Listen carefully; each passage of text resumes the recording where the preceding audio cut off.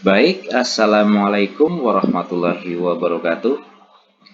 Bagaimana kabar kalian semua? Baik, pada kesempatan kali ini kita masih diberi kesempatan untuk bisa belajar bersama. Dan kali ini kita akan mengambil judul melestarikan hewan langka. Tentunya masih bersama saya, Heri Widodo. Nah, coba perhatikan. Di sini ada gambar puzzle, ada beberapa gambar. Salah satunya ada kijang, singa, gajah, jerapah, harimau, badak, buaya, ular, monyet. Baik, ini ada beberapa contoh saja binatang langka yang mungkin jumlahnya sudah sangat terbatas yang ada di dunia ini. Pertanyaannya, mengapa hewan-hewan tersebut menjadi langka? Mungkin ada yang tahu? Baik. Dari beberapa sumber itu menyebutkan alasan mengapa hewan menjadi langka. Yang pertama itu habitat rusak. Ini sering disebabkan karena ulah manusia. Biasanya digunakan untuk pembukaan lahan, pembuatan pemukiman, dan lain sebagainya. Misalnya sebagai contoh penebangan hutan, yang mana hutan itu merupakan tempat tinggal para binatang. Dengan manusia menebang hutan tersebut digunakan untuk perkebunan. Secara otomatis, hewan yang ada di hutan tersebut akan terpengaruh dengan rusaknya habitat atau tempat tinggal mereka. Baik, yang kedua adalah perburuan liar. Perburuan liar ini adalah mengambil binatang dari dalam hutan dengan seenaknya. Perhatikan gambar, itu sebagai salah satu contoh pengambilan hutan yang tidak boleh kalian tiru. Kalau sehari dapat 4, 2 hari dapat 8, dan selanjutnya, otomatis dalam waktu yang tidak lama, binatang-binatang tersebut akan habis. Sekali lagi, ini tidak boleh kalian contoh. Alasan selanjutnya, mengapa hewan menjadi langka adalah bencana alam. Sebagai contoh, misalnya ada binatang yang tinggal di lereng gunung dan gunung tersebut meletus. Nah, ini otomatis binatang yang ada di sekitar gunung tersebut akan terpengaruh. Misalnya, makanannya tidak ada, atau bahkan hewan tersebut ikut menjadi korban dalam bencana alam tersebut. Selain ketiga, ada lagi alasan hewan menjadi langka adalah perdagangan ilegal. Ini yang sangat kita sayangkan. Nah, perhatikan itu adalah penangkapan orang hutan dengan dimaksud adalah diperjualbelikan atau diperdagangkan. Kita bayangkan saja hewan seperti itu di dalam hutan, dijebak dengan seperti itu, dan bisa jadi hewan itu terikat seperti itu bisa dalam kurun waktu tidak hanya seminggu, 2 minggu sebelum ditemukan ataupun diambil oleh yang menjebak.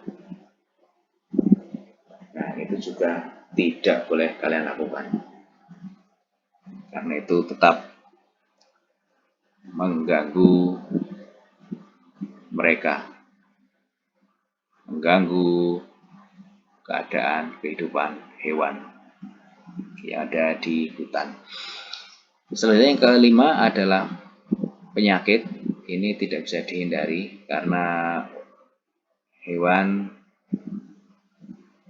tidak memiliki dokter, terutama hewan yang tinggal di hutan. Untuk hewan yang ada di lingkungan kita, mungkin bisa kita obati, ada dokter hewan. Tapi bagi hewan yang hidup di hutan, terutama hewan bebas, itu tidak ada yang bertanggung jawab mengenai kesehatannya. Dan yang keenam adalah meningkatnya predator. Predator di sini adalah pemangsa, jadi yang memakan. Misalnya kijang.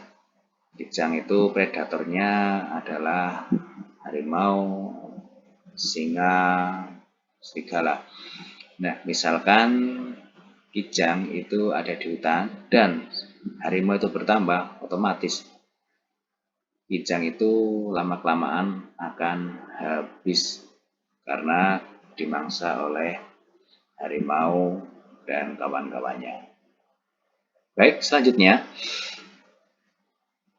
ini kita sekarang sudah tahu penyebab hewan menjadi langka. Kita selanjutnya akan mempelajari bagaimana agar hewan yang langka tersebut tetap lestari, tetap ada, tetap bisa kita lihat dalam kehidupan sehari-hari. Sehingga hewan langka ini tidak punah. Baik, di sini pemerintah itu memiliki beberapa program untuk melestarikan hewan langka. Yang pertama istilahnya in situ, yang kedua adalah ex situ. Apa sih yang disebut dengan in situ dan apa sih yang disebut dengan ex situ? Baik, kita jelaskan berikut. In situ adalah pelestarian hewan di dalam habitatnya atau tempat asal. In situ di dalam, oke? Digarisbawahi. In situ di dalam. Coba kita perhatikan ya ex situ. Ex situ adalah pelestarian hewan di luar habitatnya atau tempat asalnya. Perhatikan perbedaannya. In itu dalam, ex itu di luar. Maksudnya bagaimana? Jadi kalau in situ itu hewan itu dipelihara masih berada di tempat hidupnya. Sedangkan kalau ex situ hewan itu dipindah dari tempat hidupnya dan ditempatkan di tempat yang lain. Sebagai salah satu contoh, misalkan cagar alam itu sebagai contoh in situ, Suaka Marga Satwa itu juga in situ, ada Taman Nasional. Tiga itu merupakan program in situ. Sedangkan program lain adalah ex situ, yakni kebun binatang. Mari kita pelajari satu persatu. Baik, kita yang pertama cagar alam.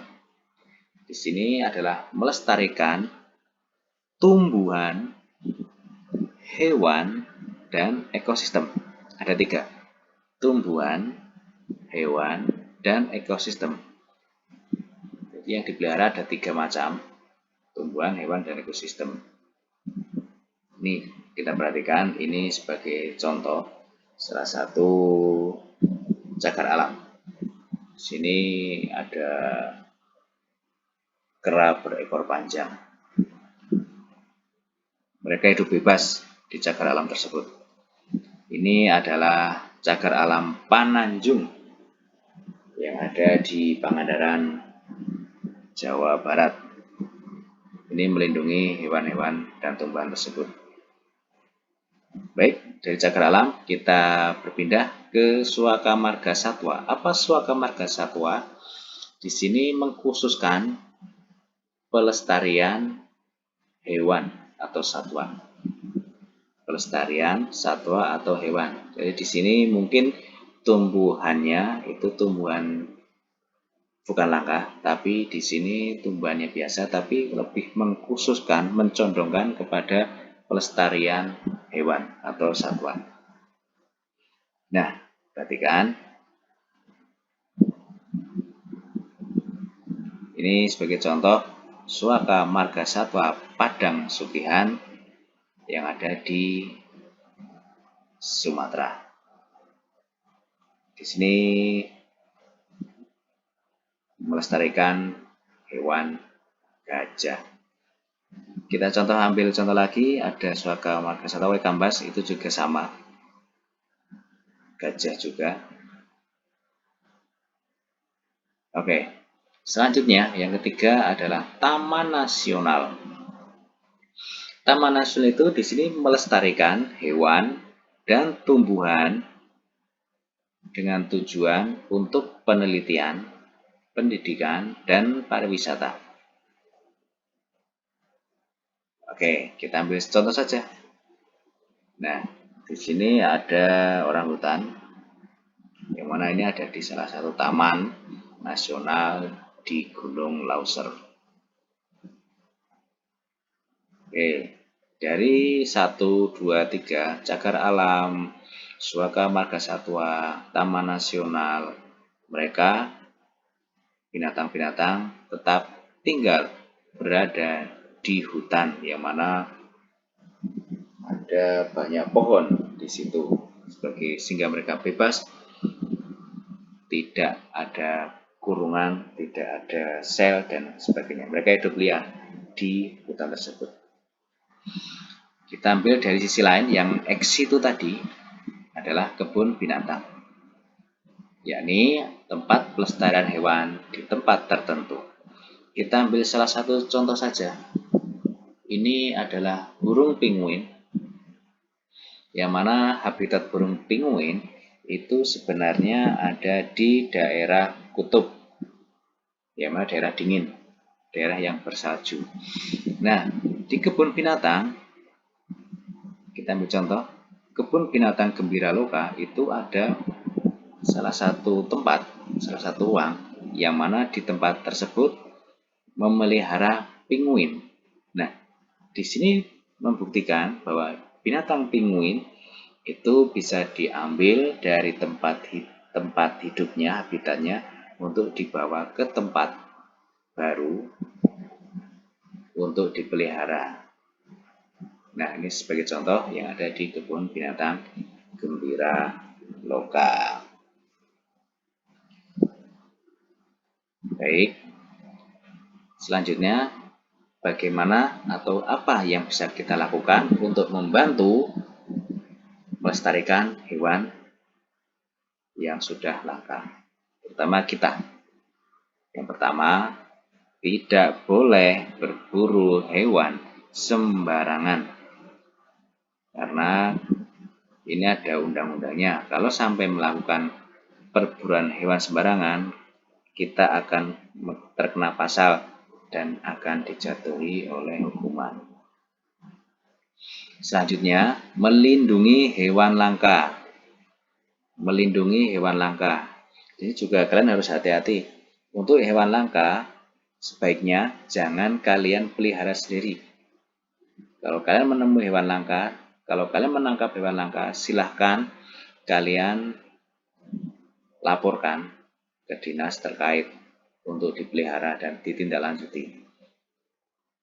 Karena apabila kalian memelihara hewan langka tanpa izin, kalian juga akan terkena permasalahan dengan undang-undang, sehingga kalian bisa terjerat dengan hukuman. Nah, yang ketiga, ini yang penting, terutama bagi para industriawan, industri. Misalkan gini, pemanfaatan hewan diganti dengan bahan sintetis. Contohnya begini, ada beberapa tas itu terbuat dari kulit buaya. Nah, di sini agar buaya tetap hidup, diharapkan kulit buaya itu diganti jangan menggunakan kulit buaya, tapi dengan bahan sintetis seperti plastik dan lain sebagainya. Itu yang bisa kita lakukan. Oke, mungkin itu dulu penjelasan dari saya. Kurang lebihnya mohon maaf. Pak Guru akhiri. Wassalamualaikum warahmatullahi wabarakatuh.